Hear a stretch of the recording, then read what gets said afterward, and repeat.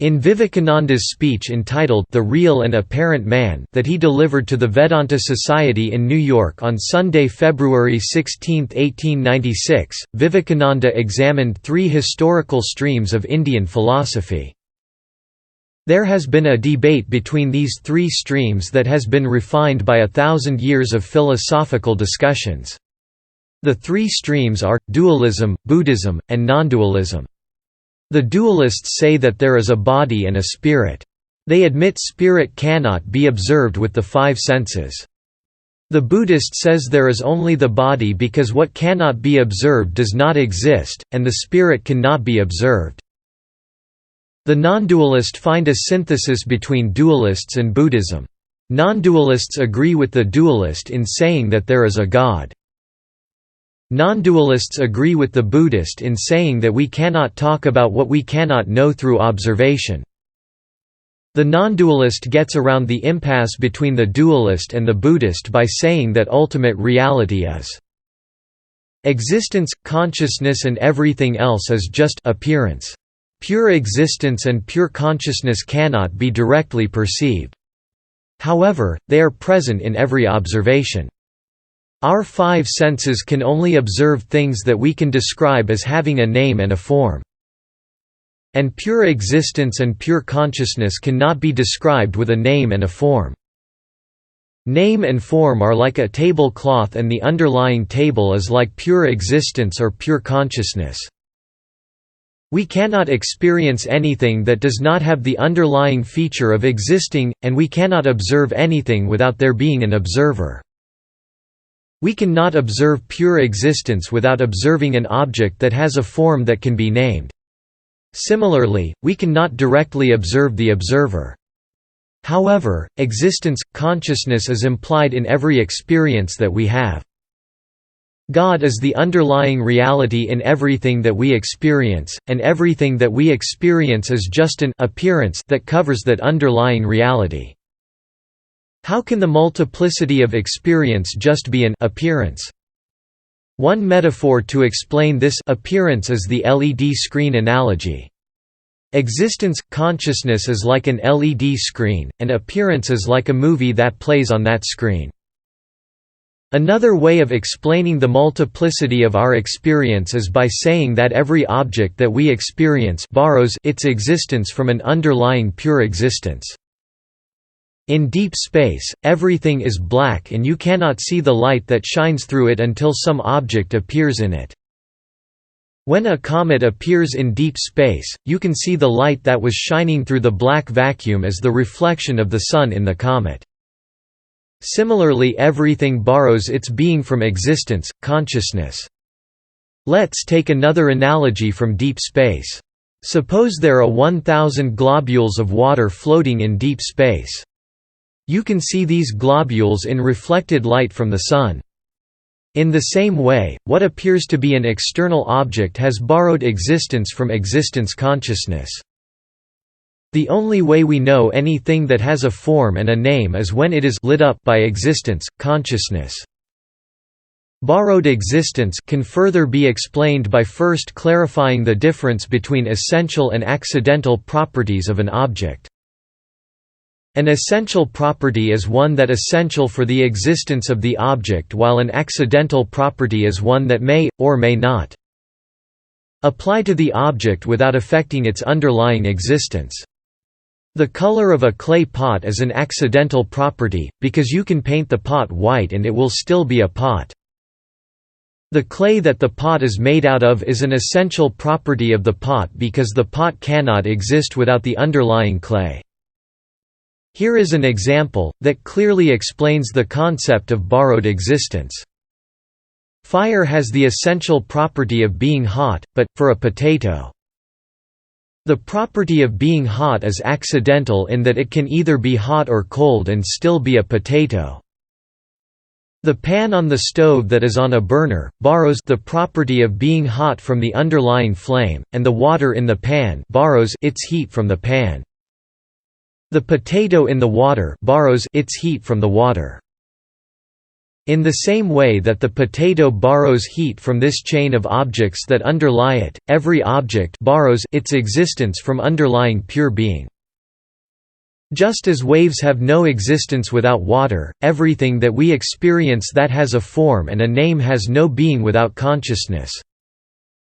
Just as every piece of gold jewelry has no existence without the underlying gold, so everything that we experience has no existence without consciousness, existence. Appearance is the form and name that the five senses can experience, and reality is the implied underlying consciousness, existence. So what good is this realization to the world? Vivekananda explains it so eloquently that I will end by quoting the last two paragraphs of his speech verbatim. So men stand up and say, what good will this do to the world? Will it give us money? No. Then what good is there in it? That is what men mean by doing good to the world. Yet religious realization does all the good to the world.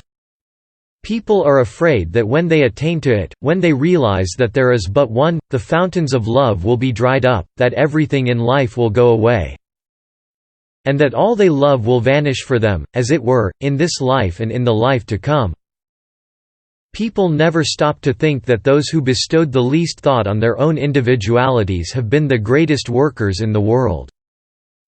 Then alone a man loves when he finds that the object of his love is not any low, little, mortal thing. Then alone a man loves when he finds that the object of his love is not a clod of earth, but it is the veritable God himself. The wife will love the husband the more when she thinks that the husband is God himself. The husband will love the wife the more when he knows that the wife is God himself. That mother will love the children more who thinks that the children are God himself. That man will love his greatest enemy who knows that that very enemy is God himself. That man will love a holy man who knows that the holy man is God himself. And that very man will also love the unholiest of men because he knows the background of that unholiest of men is even he, the Lord. Such a man becomes a world mover for whom his little self is dead and God stands in its place.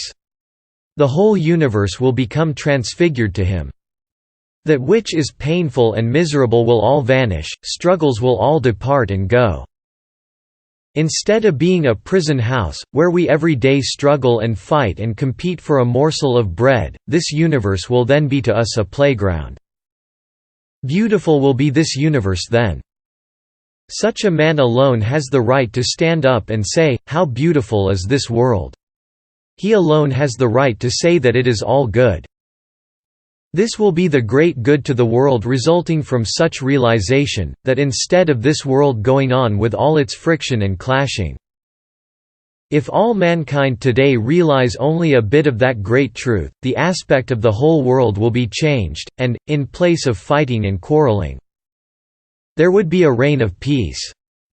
This indecent and brutal hurry which forces us to go ahead of everyone else will then vanish from the world.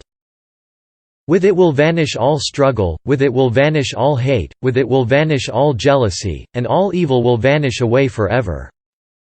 Gods will live then upon this earth. This very earth will then become heaven, and what evil can there be when gods are playing with gods, when gods are working with gods, and gods are loving gods? That is the great utility of divine realization. Everything that you see in society will be changed and transfigured then. No more will you think of man as evil, and that is the first great gain. No more will you stand up and sneeringly cast a glance at a poor man or woman who has made a mistake. No more, ladies, will you look down with contempt upon the poor woman who walks the street in the night, because you will see even their God himself. No more will you think of jealousy and punishments. They will all vanish, and love, the great ideal of love, will be so powerful that no whip and cord will be necessary to guide mankind aright. If 1/1,000,000th part of the men and women who live in this world simply sit down and for a few minutes say, "You are all God. O ye men and O ye animals and living beings, you are all the manifestations of the one living deity," the whole world will be changed in half an hour.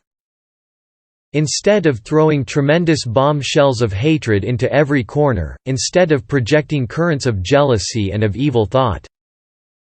In every country people will think that it is all he. He is all that you see and feel. How can you see evil until there is evil in you?